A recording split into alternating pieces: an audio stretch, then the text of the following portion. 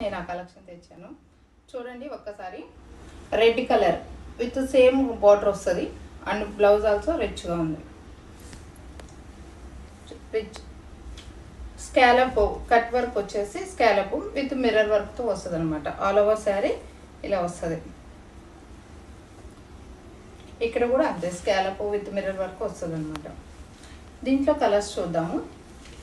one by one చూపిస్తాను చూడండి green colour and second color is orange and third one is like mehendi green అంటారు కదా ఆ colour and fourth one is నేను కట్టుకున్న శారీస్ లోనేమో ఇది లైక్ కుంకుమ కలర్ ఇదేమో ఇంకొక వేరియేషన్ రెడ్